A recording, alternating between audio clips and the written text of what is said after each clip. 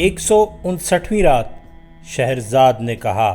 جب بہرام ملکہ مرجانہ کو چکمہ دے کر بھاگ گیا اور جب وہ اپنے گھر کی طرف قبرستان میں سے ہو کر جا رہا تھا اور جب اسے ایک کھلا ہوا مقبرہ نظر آیا اور اس نے سوچا کہ اس کے اندر جا کر دیکھتے ہیں تو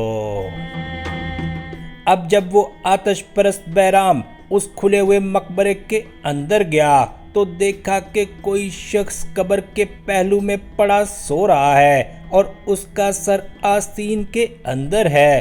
اس نے جلدی سے اس کا چہرہ دیکھا اور اسد کو فوراً پہچان کر کہنے لگا کہ تو ابھی تک زندہ ہے، اور وہ اسے پکڑ کر اپنے گھر لے گیا جہاں مسلمانوں کو مارنے پیٹنے کے لیے ایک تہہ خانہ تھا۔ اس کی ایک بیٹی تھی جس کا نام بستان تھا۔ آتش پرست نے اسد کے پاؤں میں بھاری بھاری بیڑیاں ڈال کر اسے تہہ خانے میں بند کر دیا اور اپنی بیٹی کو اس پر مقرر کر دیا کہ وہ اسے دن رات مارے یہاں تک کہ وہ مر جائے۔ اس کے بعد اس نے اسے خوب مارا اور تہہ خانے میں کفل ڈال کر اس کی کنجی اپنی بیٹی کو دے دی۔ اب اس کی بیٹی بستان نے تہہ خانہ کھولا اور اسے مارنے کے لیے نیچے اتری، لیکن اس نے دیکھا کہ وہ خوبصورت جوان ہے، اس کی بھویں کمان کی طرح ہیں اور آنکھیں کالی کالی، اور اس کے دل میں اس کی محبت سما گئی۔ اس نے پوچھا کہ تیرا نام کیا ہے؟ اس نے جواب دیا کہ میرا نام اسد ہے۔ لڑکی نے کہا کہ مبارک ہو تو، اور مبارک ہو تیری زندگی، تو مارے جانے اور تکلیف دیے جانے کا مستحق نہیں، کیونکہ مجھے معلوم ہوا ہے کہ تو مظلوم ہے۔ پھر لڑکی نے اسے تسلی دی، اس کی بیڑیاں کھول دیں اور اسلام کے متعلق اس سے سوال کیے۔ شہزادے نے کہا کہ اسلامی سچا اور مضبوط دین ہے، اس میں انسانوں کے لیے بہترین ہدایت اور کھلی نشانیاں ہیں، اور آگ نقصان پہنچاتی ہے، فائدہ نہیں دیتی۔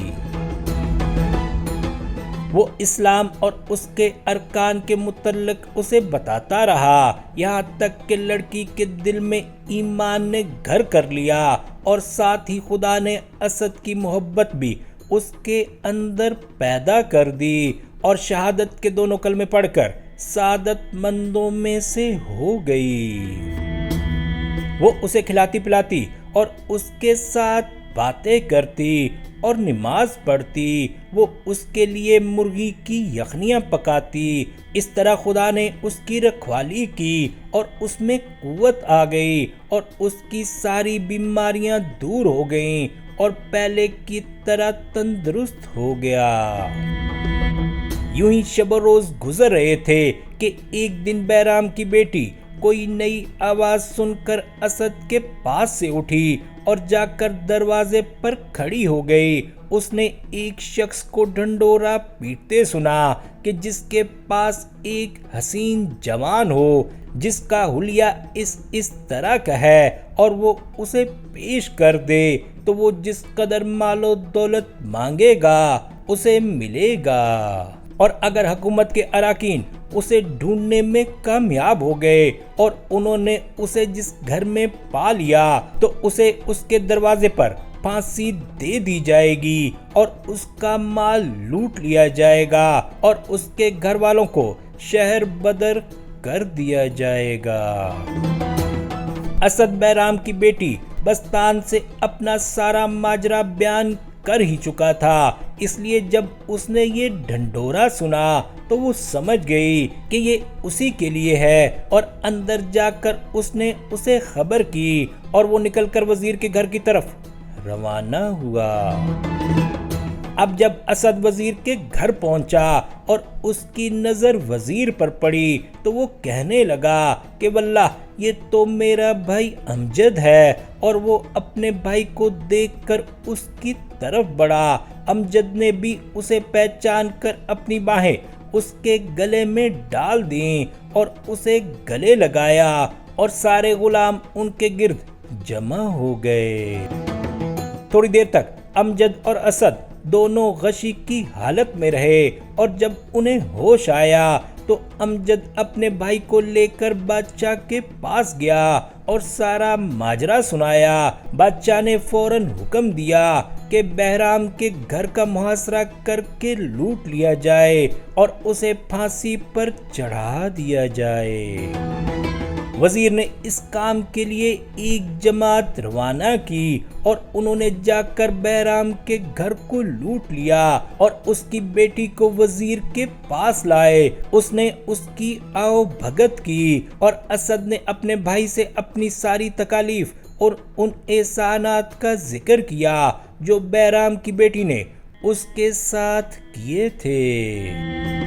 اس پر امجد نے اس کی اور بھی زیادہ تعظیم کی اور پھر امجد نے اسد سے وہ ماجرا بیان کیا جو اسے اس لڑکی کے ساتھ پیش آیا تھا اور یہ کہ کس طرح وہ پھانسی پر چڑھتے چڑھتے رہ گیا اور وزیر ہو گیا اور پھر دونوں ایک دوسرے سے جدائی کا دکھڑا رونے لگے۔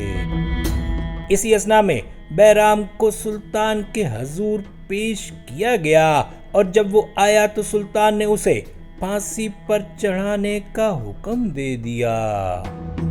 بہرام نے سلطان کے حکم کے آگے سر نیچا کر لیا اور اس سے مخاطب ہو کر کہنے لگا کہ اے زبردست بادشاہ، کیا تو نے واقعی میرے قتل کی ٹھان لی ہے؟ اس نے کہا کہ ہاں۔ بہرام بولا کہ اے بادشاہ ذرا صبر کر۔ یہ کہہ کر اس نے سر جھکا لیا اور تھوڑی دیر کے بعد سر اٹھا کر شہادت کا کلمہ پڑھا اور سلطان کے ہاتھ پر مسلمان ہو گیا۔ سب اس کے مسلمان ہونے پر خوش تھے اور سلطان نے بہرام کی پھانسی کا حکم منسوخ کر دیا اور اسے مسلمان ہونے پر مبارکباد دی۔ اب بہرام امجد اور اسد کو مخاطب کر کے کہنے لگا کہ اے میرے آقاؤ، سفر کی تیاری کرو، میں تمہارے ساتھ چلتا ہوں اور میں تمہیں تمہارے وطن خیر و عافیت سے پہنچانے تک تمہاری مدد اور یاوری کروں گا۔ جب امجد اور اسد نے بہرام کی باتیں سنی تو وہ اس کے اسلام لانے اور اس کی گفتگو پر فرط خوشی سے زارو قطار رونے لگے۔ بہرام نے کہا کہ اے میرے آقاؤ، یہ وقت رونے کا نہیں، خدا نے چاہا تو بہت جلد تم سب آپس میں مل جاؤ گے جس طرح نعمت اور نام ملے تھے۔ انہوں نے پوچھا کہ نعمت اور نام کی کیا کہانی ہے؟ بہرام نے کہا کہ خدا بہتر جانتا ہے، مگر لوگ یوں بیان کرتے ہیں کہ کوفے میں ایک شریف آدمی رہتا تھا جس کا نام ربیع بن حاتم تھا، نہایت مالدار اور خوشحال۔ خدا نے اسے ایک بیٹا دیا جس کا نام اس نے نعمت اللہ رکھا۔ ایک دن جب کہ وہ غلاموں کے بازار میں گشت کر رہا تھا، اس کی نظر ایک کنیز پر پڑی جو بکنے کے لیے آئی تھی اور جس کے ساتھ ایک خوبصورت سی لڑکی تھی۔ ربیع نے دلال کو اشارہ کر کے کہا کہ اس عورت اور اس کی بیٹی کے کیا دام ہیں؟ اس نے جواب دیا 50 دینار۔ ربیع نے کہا کہ بے نامہ لکھ دے اور دام لے کر اس کے مالک کو دے دے۔ یہ کہہ کر اس نے دلال کو کنیز کی قیمت اور اس کی دلالی دے دی اور کنیز اور اس کی بیٹی کو لے کر گھر چلا گیا۔ جب اس کی چچیری بہن اور اس کی بیوی نے کنیز کو دیکھا تو اس سے کہنے لگی کہ اے میرے چچیرے بھائی، یہ کنیز کون ہے؟